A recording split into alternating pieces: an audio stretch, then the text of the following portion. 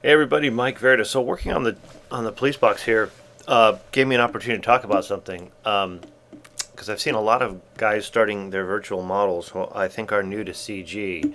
And the thing about the police box that I'm doing, the Yardley Jones the 1980, is that it's fiberglass. So all the details like around around edges, they get all soft, sort of gloppy looking, almost like you'd had tons of layers of paint on it. That's what happens when you fiberglass something. Usually it's over a mold, and it doesn't preserve the finest of details.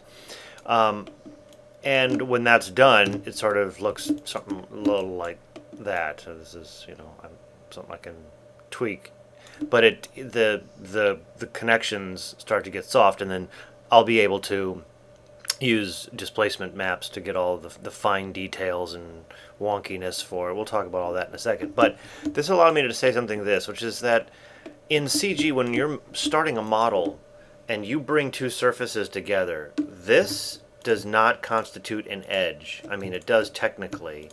This is called an edge. But in the real world, nothing like this exists. This has no surface area. No light bounces off of it. It's only an edge because it's the joining of three surfaces, but it itself, unlike anything in the world, no matter how small it is or how finely machined, there's no actual surface area here. Which is why, you can see this illusion. See that? What happens this happens in renders. I've seen it in like a lot of the renders on the forum because the edges aren't rounded. It's absolutely, you cannot do a CG model without rounding every single edge. And when you do, you now have a surface area, whether it's this soft or not, but now you have a surface area for the light to catch and to reveal the geometry. And if you don't have that, it's impossible for it to look real because it isn't real. And this illusion, like this, it's just all this stuff is just vaporized. This is actually happening in your renders. It doesn't matter how tight or small the edge is, it just can't be zero. Some people try to solve that by beveling the edge. But the problem with beveling is that when you bevel an edge, you actually create twice as many problems. You've flattened out the edge surface for the light to catch, but then at the corner of the bevels, on either side of a bevel, you've now created two more edges that aren't real. So it's better to round your surfaces to any degree. In the case of subsurface modeling like this, where I actually have control surfaces, these edges, I can determine how let me just hide this. I can determine how tight that edge is just by moving the control vertices. I can make it real soft, so that's some of what I'll play on as I'm getting to the fiberglass look. But the bottom line is you just can't do a model properly unless every single surface has a rounded edge. It's not physically plausible. Nothing in the world does that.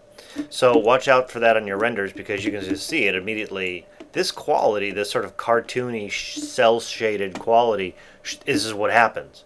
You can't avoid it because there's no geometry returning there. Even though you'll have light casting differently on the side, it's a little less exaggerated than this, but not much.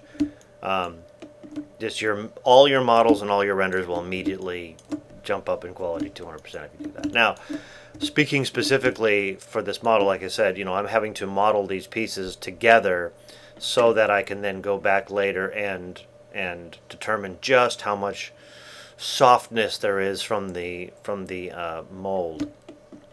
But that comes a little bit later. Getting the geometry right is the first part, and this is the other thing is, right now the geometry on this model is coming together nicely, but the other problem is that it has nothing to do with the real world. All these angles are perfect, all these things are symmetrical, except for the places where I'm deliberately already making them not. And I will spend at least a week or more, once this model is finished in its perfect form, screwing it all up because the world does not have perfect angles, perfect right angles, perfect symmetry, nothing, especially on this thing that's put together and taken apart 100 times. All the posts are tilted at funny angles. You'll see it. They're all asymmetrical. Some are, they didn't screw it in as deeply, or this door is going to be hung slightly off to one side and this won't be lit. It's just every single aspect of it. All these cuts, these are not absolute mathematical precision laser cuts where all of these panels are identical. That's not how the world works. Every one of them is different. Just the angle's going to be slightly off. It'll be just a touch taller on over here, and this one will be set to the right a little bit. It's how human beings do it. And unless you put all that stuff in there, the brain can completely see it. The eye can't, but your brain can.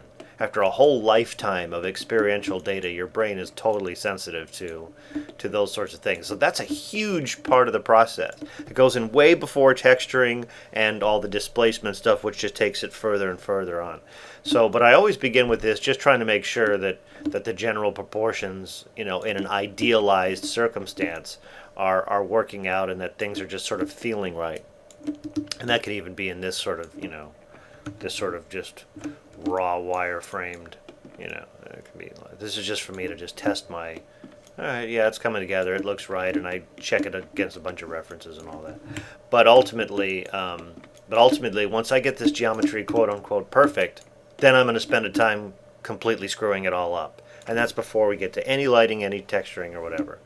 And I'll go back and forth a few times because, like I said, for a fiberglass look, even this may end up in the render. This surface may be too tight. It may need more surface area for me to use in a displacement mat to put all the paint drips and chips and everything else that it needs, the 100 million things. So, just there you go. Just a little tip and a little update, and it's fun. Increase your skill and believability of your renders. Okay.